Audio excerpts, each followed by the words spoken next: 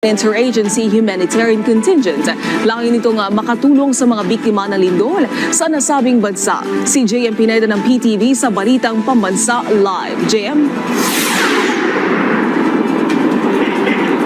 Naomi, bago nga mag-alas 4 kaninang umaga nang lumipad ang unang batch ng mga tauhan ng pamahalaan na tutulong doon sa search and rescue operation sa Myanmar matapos ngang lumindol ng malakas sa naturang bansa nitong nakaraang linggo. Pinangunahan ni na Office of Civil Defense Undersecretary Ariel Nepomuceno at DOH Secretary Ted Herbosa ang send-off ceremony para sa mga tauhan ng iba't ibang ahensya ng pamahalaan na magbibigay tulong sa isinasagawang rescue operation sa Myanmar. Isa-isang binasbasa ng mga tauhan na simbolo ng gabay ng Diyos sa kanilang misyon na makatulong sa mga pinaghahanap pang mga survivor at biktima ng malakas na lindol. Nasa lagpas 50 katawang unang batch ng Philippine Contingency. Kabilang nga dyan ang mga tauhan mula sa Special Rescue Units ng Philippine Air Force at Philippine Army.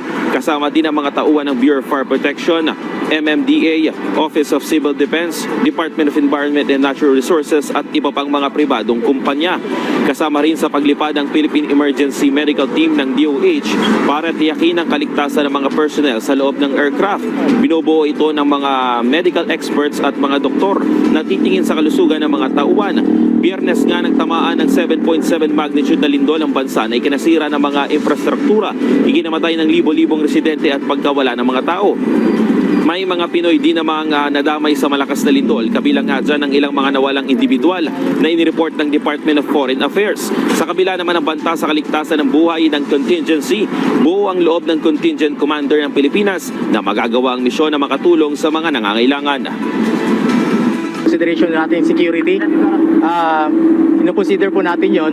However, for our Philippine Interagency Humanitarian Contingent for Myanmar, we focus on the search and rescue operation na makatulong tayo for medical assistance doon po sa heavily affected, which we assure po with close coordination with our embassy and with our DAPA, we can go over with it, sir, and we can perform our mission, which is to conduct search and rescue operations and medical assistance.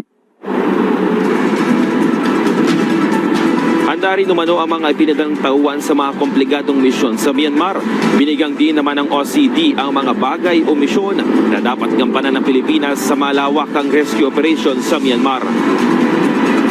Of course, yung pagtulong doon sa mga maaring paghahanap doon sa mga maaring buhay pa na mga naipit doon sa mga gumuhong mga istruktura dyan sa Myanmar. Yan ang importante dahil may panahon pa upang iligtas sila. Pangalawa, galing sa Department of Health, importante yan. Meron silang ipinadala na 32-man team na mga makakatulong para sa medical mission. Dala-dala naman sa loob ng aircraft ang ilang mga supply na pang-medical at pagkain para sa mahabang biyahe ng Philippine Contingent.